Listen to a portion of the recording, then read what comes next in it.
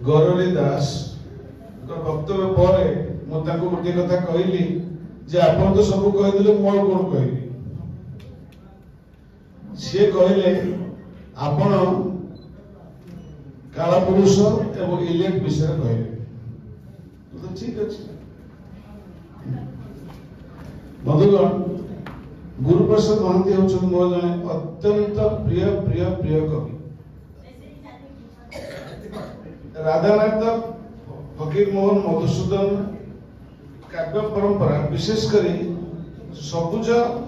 काव्य आंदोलन को संपूर्ण भाव ध्वंस करिवारे जोड़िए कविता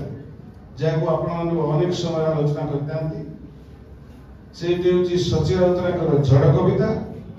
एवं गुरुप्रसाद चंपा फूल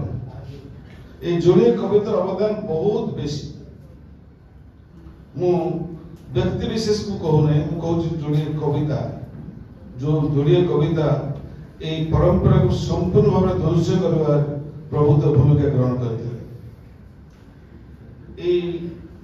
दुटी कविता केवल जे काव्य गोटे काव्य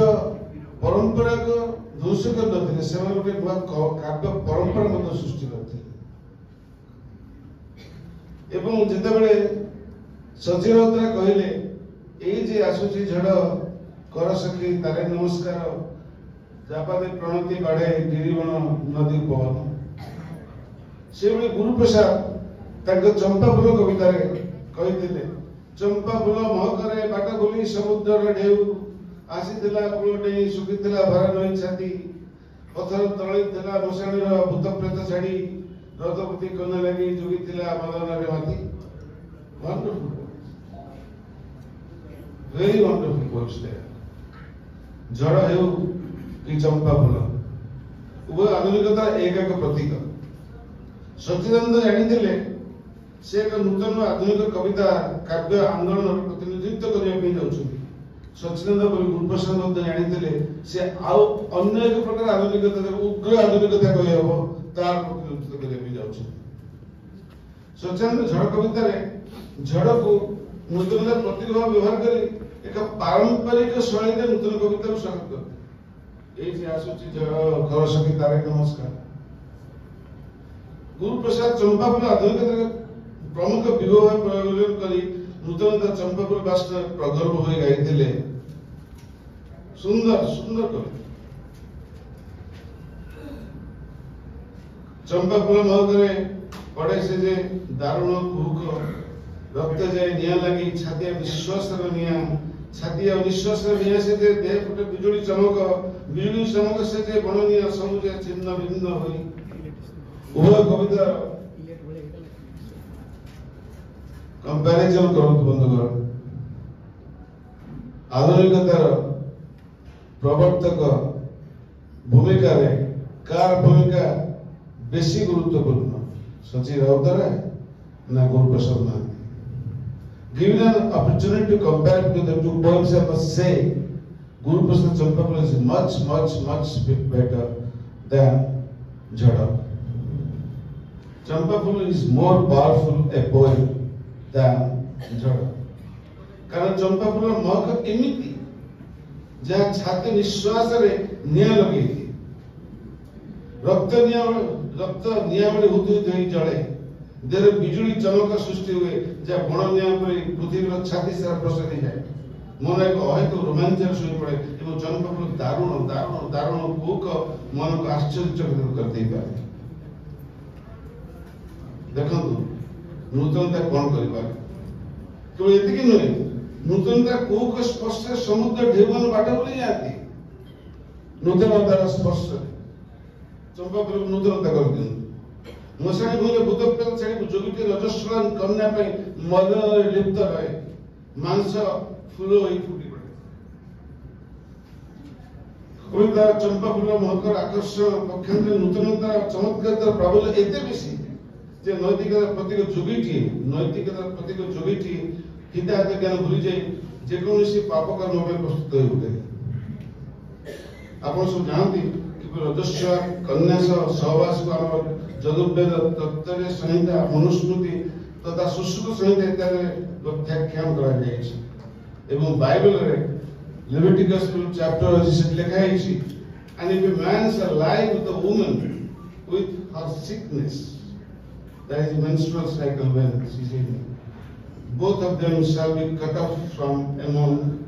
their own people. जदि कौन से अलस्य नारी सह सहवास करा जाए इजिप्ट रे मृत्युदंड अछि किंतु आम पुराण रे पुराण रे प्रतिक्षेप करा जायछि एवं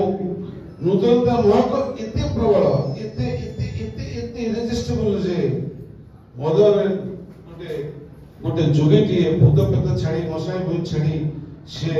से कहूची जे मो गोटे रजस्वला नारी सह सहवास करे देखो बंधुगण दुईटा कवितार किए बेसी आपण चुनुछ एवं गुरुप्रसाद काव्यजन सच्चिदानंद प्रभाव देखो से कथा कहते बंधु जे सी जो इंटरव्यू देते जो साक्षात्कार देते से कहते जे मु ट्रेंड सेटर नुहे ट्रेंड सेटर होती सच्चिदानंद राउतराय से साक्षात्कार कहते मु सच्चिदानंद राउतराय प्रभावित होती किंतु चंपा फूल पर्यंत 1946 मसीहा चंपा फूल कविताटी रेवेन्सा अभियान प्रकाशित होता एवं अजानत केते बड़ विप्लव सृष्टि करछि नूतन कविता रे आप चिंता करू एई चंपा फूल कविता एवं से स्वीकार करछन सचिदानंद प्रभाव देथिन सचिदानंद केबे कौन से प्रभाव स्वीकार करना तान उत्तर कक्ष पढ़ुल किछ दिन तळे मु देखि प्राय बहुत से विषय प्रश्न अवश्य एटा जगह न कहबार तबे गुरु प्रसाद सामग्रिक सृष्टि मत दुटी संकलन पर्याप्त गोटे जहाँ कहते जो नूतन कविता 1950 मसीह प्रकाशित होता बंधु बालुचन 9टी कविता सह जहाँ समुद्र स्नान समस्त कविता अच्छी समुद्र स्नान कविता मात्र 18टी कविता अच्छी